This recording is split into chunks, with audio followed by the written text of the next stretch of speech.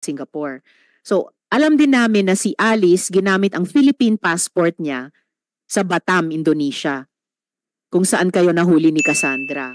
Alam din namin na hindi nire-renew ni Alice o ni Go Huaping yung kanyang Chinese passport. So, ang tanong din namin, na hindi ko itatanong sa iyo, pero o baka itanong ko rin sa iyo, paano wala siyang record sa Malaysia? Alam mo ba? Hindi po. Kasi sama naman kami. Next question. Sabi nyo, pabalik kayo sana sa Singapore from Batam. Kaya lang nahuli na kayo sa Batam. Opo. So bago Batam, Indonesia, nasa Singapore na kayo. Nasa Singapore na kayo, ba't pa kayo nag-Indonesia? Kasi sabi ni Wesley, Mm. gusto daw siya pasyal sa iba lugar. Mhm. Hindi Yun, pa ba kaya- sapat yung Kaya pasyal sa napunta na siya Singapore? sa Indonesia. Mhm. Oh, sabi ni Sen Joel last time, ang gustong pagpasyalan ni Wesley ay sa Singapore. Sinabi mo last Okay, Siya po sa one related tapat- question from Sen Joel. I just wanted to put on record, Madam Chair, I don't even need to ask questions because I will wait for my turn. It's just that last hearing, Madam Chair, Miss Sheila Go made mention about it. I distinctly remember it. I'm sure the committee secretariat would bail me out. Ang sabi mo, Sheila, ang sabi ni Wesley, bored siya doon sa pinanggalingan niyo, kaya kayo nagpuntang Singapore. Yun ang sinabi mo last. Ms. Sheila, huwag Next niyong na po. interruptin ang senador, no? And Sorry wait po, to be sorry po. acknowledged.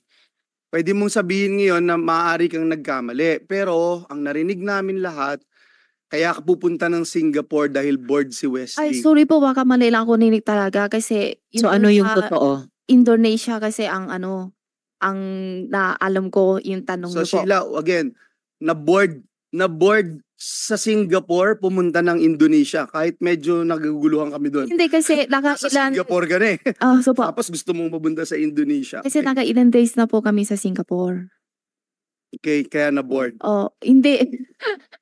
Meron din po. Kasi So, hindi ka nakailan araw kami matutumpad sa sa story Singapore mo, kasi ano, Sheila? hindi pwede kasi lampas sa isang buwan sa Singapore. Miss Sheila, nagugulat ako. Well, buti na rin, tulad ng naming mga Sorry po. Pilipino, bilang isang Asian din, nakakayanin nyo pang tumawa. Kahit sa prospect na 500 years na pagkabilanggo kung ma-convict kayo sa kahit isang count lamang ng money laundering, kahit sa low end na 7 years. Sana seryosohin nyo po itong hearing na ito dahil Opo. hindi lang ang Senado, hindi lang ang House, Opo. nag-e-effort mag-imbestiga, Opo. pati yung mga executive at constitutional body, sobrang interesado sa mga kaso ninyo. At dapat Opo. sa maikling panahon na lamang ng aming investigasyon at yung maikling panahon na lamang posible ng executive at ng constitutional bodies ng Pilipinas, pag-isipan yung mabuti, humingi kayo ng payo sa abogado nyo, pag-isipan yung mabuti, mag-cooperate seriously sa investigasyong ito.